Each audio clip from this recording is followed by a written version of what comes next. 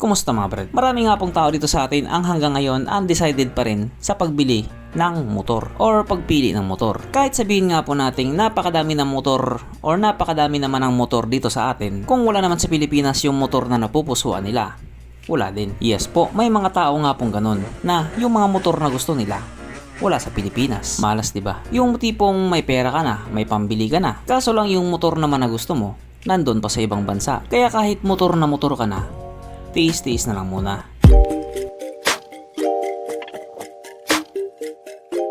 Pero syempre bago tayo magpatuloy, kung bago ka pa lamang napadpad dito sa aking walang kwentang channel, huwag ka na mag-subscribe. So yun na nga, isa nga po sa mga motor na pinaka-inihintay ng mga tao dito sa atin, walang iba kundi ang motor na ito, ang Yamaha Lexie. Kung dati nga po 125cc lang siya, ngayon 155cc na siya.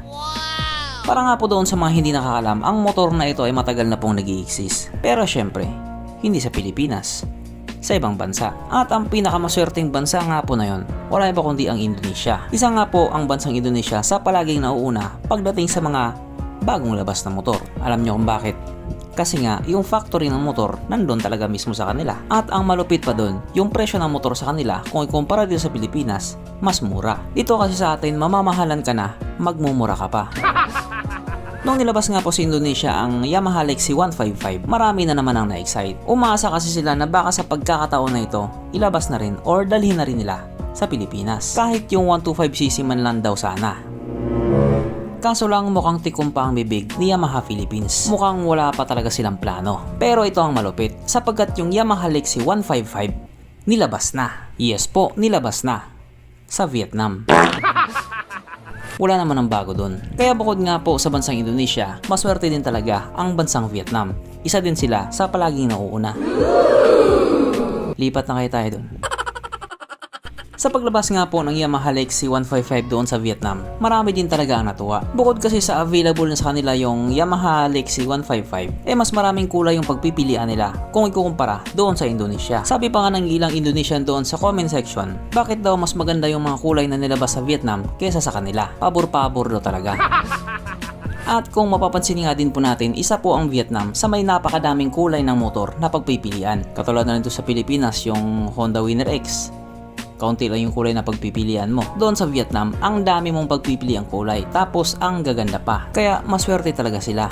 Okay. Kaya dahil dyan, pag-usapan na naman natin kung ano ba meron sa motor na ito at kung gaano nga ba talaga siya kaganda. So, ito nga po ang Yamaha Lexie LX155 na mayroong 155.1 cubic centimeter engine displacement. 4-stroke single cylinder.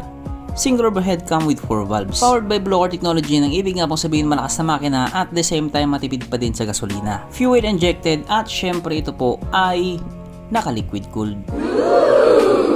Kaya hindi po siya panis sa Honda Click 125.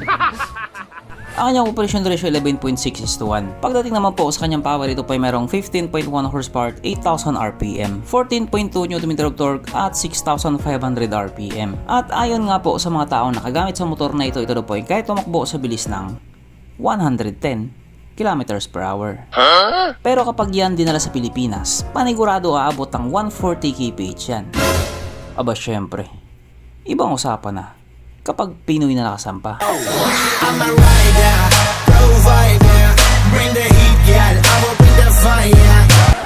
Ang kanyang tangke ay kaya magkarga ng 4.2 liters fuel lang capacity na kumukonsumo naman na po ng 50 to 53 kilometers per liter. So para nga po sa isang 155cc na motor, napakatipid na po nun. Pero syempre lagi po nating tatandaan, nakadepende pa rin yan kung paano ka mag brum brum. Kasi kung bibili ka lang naman ng kape sa kanto tapos nagta-top speed ka pa, tapos wala ka pang lisensya, tapos galing pa sa mama mo yung pinambili ng motor mo, malakas talaga sa gas yun. O di bang layo na sa topic. Ang sukat ng kanyang gulong 90/90/14 sa harap at 100/90/14 naman sa likuran. Syempre pares na po itong naka-tubeless. Pagdating naman po sa kanyang braking system, ito po ay naka-disc brake sa harap, kaso lang naka-drop brake pa din sa likuran. Pero malupit naman dito, meron po siyang ABS.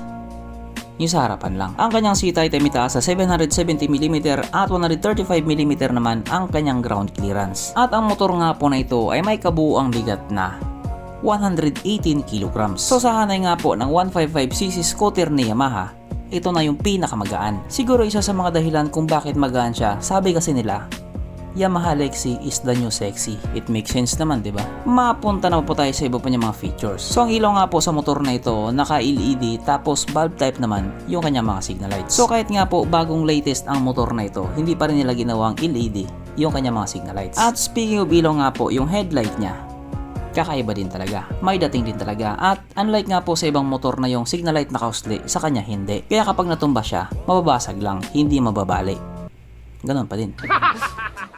Ang kanyang gauge panel, syempre ito po ay naka full digital. At ako nga pala naisip ko lang, siguro mas magiging astig tignan to kapag naka naked handlebar. Pero okay naman na yung manibela niya. Maganda naman na talaga. At syempre katulad nga po sa mga nauuso ngayon, ito po ay naka-keyless na. Yes po, naka-keyless na po siya. Pero may mga variant po na disusi pa din yung standard variant. Kaya may choice din talaga sila. Tayo lang ang wala.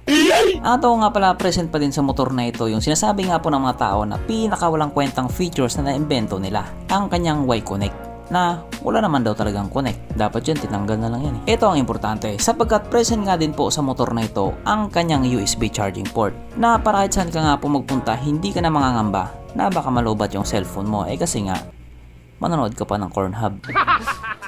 At present nga din po sa motor na ito ang walang kamatayang ISS or idling stop system. So sa 81,000 pagkakataon nga po, uulitin ko na naman to. Ito nga po yung mekanismo na kapag nakahinto kasi sa traffic light at hindi mo pinihit yung silenyador sa loob ng 3 or 5 segundo, kusa nga pong mamatay ang makina sa motor mo.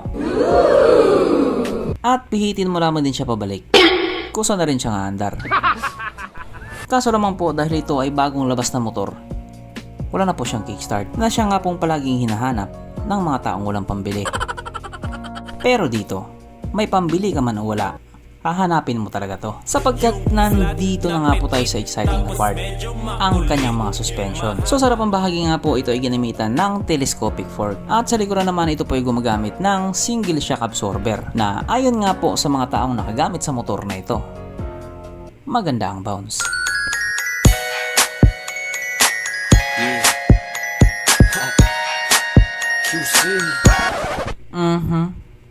Panigurado. Wala na namang nalungkot. At dahil wala nga po nalungkot, alamin na po natin kung present nga ba sa motor na ito yung tatlong pinaka-importanting features. So, una na nga po dito ang kanyang lagayan ng stallion. At good news mga brad, meron siyang ganon. Meron siyang lagayan ng stallion. Pangalawa, meron din po siyang sabitan ng pulutan. At oras na nga po para sa ating ride horse check, ang pinaka-importanting feature sa isang motor. At ayon nga po sa aking masusing pag-aanalisa, ang motor na ito ay kaya magkarga ng 2 kahong red horse.